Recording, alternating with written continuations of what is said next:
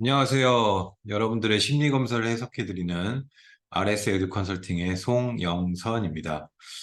오늘 시간에는 간단하게 VR 검사, VR 집중력 검사 어떻게 해석하시는 것이 좋으신지 간단하게 그 방법을 알려드리려고 제가 기록을 하게 되었습니다.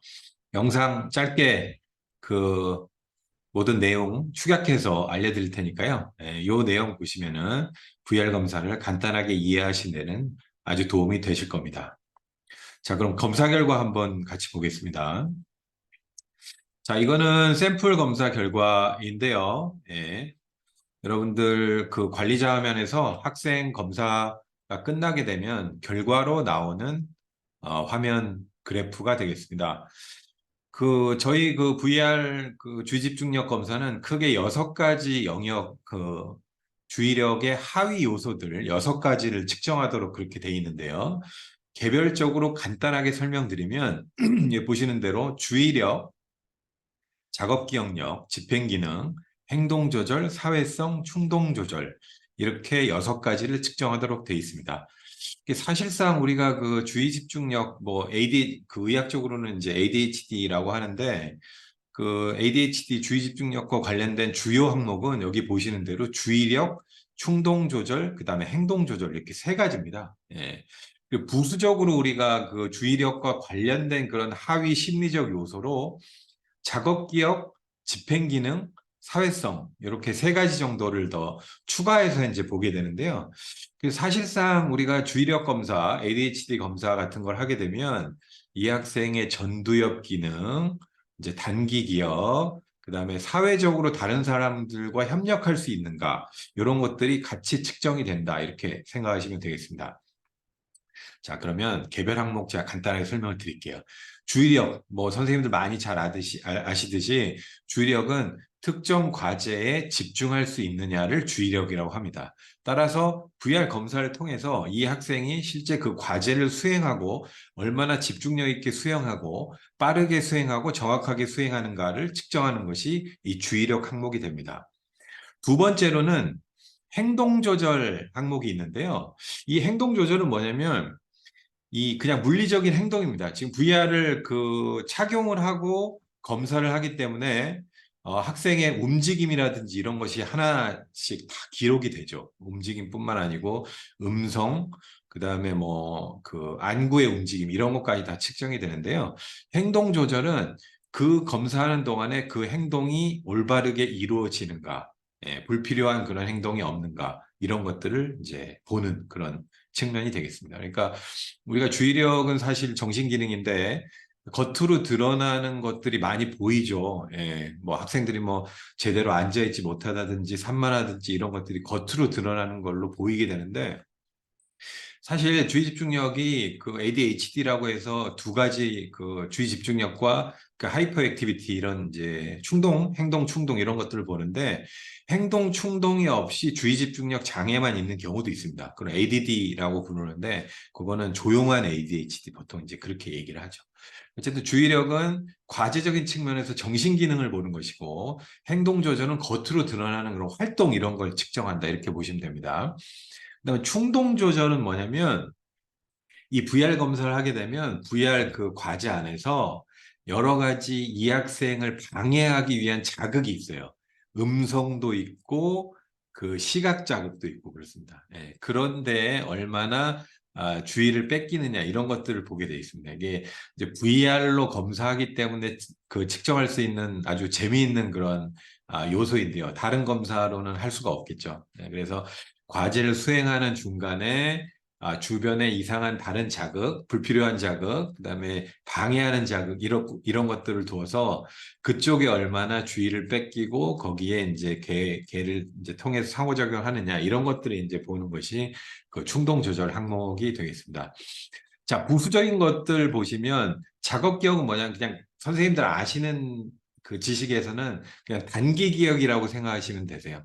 그래서 뭐 또 한 번 했던 거를 다시 시행을 한다든지, 이전 걸 기억해서 순서를 다시 매긴다든지, 물건을 어디다 놨는데 그걸 다시 기억한다든지, 이렇게 우리가 이제 공부를 하거나 생활을 하거나 일을 하는 데 있어서 잠깐 우리 기억 머릿속에 담아둘 수 있는 그런 단기 기억, 이걸 측정하는 것이다. 이렇게 이해하시면 됩니다. 그 VR 과제 안에 그런 것들이 다 숨어 있습니다. 집행 기능은 뭐냐면 이게 이제 인지 사고 중에서 약간 차원이 높은 그런 기능이 되는데요. 그냥 간단하게 설명드리면, 예를 들면 일을 하거나 우리가 뭐 학생들이 공부를 하거나 할 때 먼저 계획을 세우잖아요. 예, 그 계획을 세우는 것도 순서가 명확한가, 순서가 적절한가, 이런 것들이 이제 계획 세우는 단계에서 중요하고, 그리고 실제 실행할 때도 뭐부터 어떻게 하는가, 이런 것들이 다 어떤 이 뭐 과제 해결 능력 이렇게 볼 수 있죠. 소위 이제 직장에서는 이거 일머리라고 얘기할 수 있는데, 그걸 잘하는 학생은 집행 기능이 높게 나온다 이렇게 생각하시면 됩니다. 그래서 학교에서 공부를 할 때 뭐 예를 들면 시험과 관련된 뭐 준비하는 그런 계획을 세운다든지, 뭐 어떤 뭐 동아리 활동을 하고 선생님과 무슨 조별 활동을 하고 할 때 그 일을 하는 방식의 효율성, 적절성, 합리성, 논리성, 이런 것들은 이제 잘 그 계획하고 처리하는 학생이 집행 기능이 높게 나온다 이렇게 생각하시면 됩니다. 자, 마지막으로 사회성 보겠습니다. 사회성은 이제 우리가 뭐 사람들과의 관계에서의 성향이라고 보통 보는데, 그 VR 검사 안에서 그 VR 캐릭터와 공동으로 하는 그런 작업들이 있습니다. 그래서 그 공동으로 하는 작업을 적절하게 수행했는가를 측정하는 겁니다. 이것이 이제 사회에 나오거나 학교에서는 다른 학생들이나 다른 사람하고 같이 상호작용하는 것이 적절한가, 이런 것들을 보는 겁니다. 그러니까 충동이 뭐 이제 있고 주의력이 좀 낮은 학생들은 아무래도 다른 사람 하는 거 기다리지도 못하고, 뭐 자기 순서 아닌데도 막 튀어나가고, 뭐 방해하고, 혹은 다른 사람이 얘기하는 거 잘 안 듣고, 이런 것들이 이제 있을 수 있는데, 그런 성향을 측정한다 이렇게 보시면 됩니다. 자, 여기 그래프에 나와 있는 점수는 간단하게 그 또래 학생들과의 백분위 비교라고 생각하시면 됩니다. 예, 66점이면 100명 중에 이제 60, 밑에서 66 이렇게 되는 거고, 앞에서 이제 그 34점 정도에 해당하는, 그러니까 상위 34% 정도에 해당하는, 당연히 이거는 그래프가 길면 길수록 좋은 겁니다. 여기 보시면 충동 자제력 같은 건 89점이 나왔기 때문에 상위 11% 정도라고 생각하시면 돼요. 그래서 그래프가 짧으면 기능이 낮은 거고 높으면 좋은 거다라고 간단하게 이해하시면 됩니다. 자, 밑에서는 그런 여러 가지 그 제가 말씀드린 지금 항목에 대한 백분위 점수와 그 설명과, 그다음에 이 학생의 운동 패턴이라든지 활동 패턴, 뭐 과제 수행 패턴, 이런 것들을 자세하게 기술을 하고 있습니다. 그래서 미션 수행 결과 어떤 패턴을 보였다, 이런 것들이 VR 측정으로 이제 다 보여주고요. 그다음에 일상적이고 지금 발달상에서 이 학생이 어떻게 활동할 것인가, 어떤 현상을 보일 것인가에 대한 현황을 얘기하고 예상하는 그런 컨텐츠로 되어 있습니다. 그것이 이제 일상적 발달적 특징이 되겠고요. 자, 여기선 추천 활동을 이제 또 제시를 하고 있는데요. 추천 활동은 아무래도 그 이제 이러이러한 성향의 학생이 보다 이 기능을 잘 활용하기 위해서, 혹은 기능이 안 좋은 걸 만회하기 위해서는 어떤 활동을 하는 것이 좋은가에 대한 조언이다. 이렇게 보시면 되겠습니다. 자, 경과 그래프는 과제 이 VR 테스트를 여러 번 했을 때 그 추이를 보여주는 그런 그래프입니다. 지금 이제 여기는 한 번만 했기 때문에 하나만 나와 있습니다만, 같은 학생이 여러 번 하게 되면 선생님들 기관에서 이 학생의 어떤 주의력의 여러 요소들의 변화를 볼 수가 있고, 또 우리가 주의력 향상 프로그램을 실시하게 되면 그 향상된 정도를 볼 수가 있고, 이런 추이를 볼 수 있도록 만들어 놓은 그래프 형태가 되겠습니다.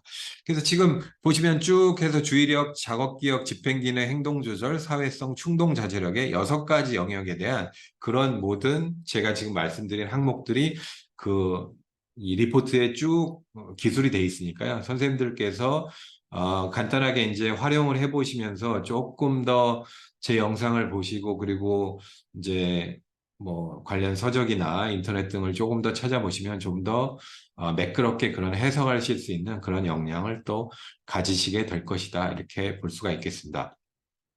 자, 그래서 오늘은 VR 검사의 6가지 측정 영역에 대해서 간단히 좀 말씀드렸는데요. 앞으로 선생님들께서 저와 이제 소통하시면서 제가 말씀드린 걸 바탕으로 한번 보시고 그걸 기반으로 해서 이제 학원이나 기관에서 이제 적용하실 때 여러 가지 질문사항, 애로사항, 궁금하신 거 이런 것들 저와 계속 해결해 나가시면서 이렇게 그 여러분들 기관에서 잘 사용하실 수 있도록 그렇게 제가 항상 도움을 드리도록 하겠습니다. 그럼 오늘의 영상은 이걸로 마치도록 하겠습니다. 감사합니다.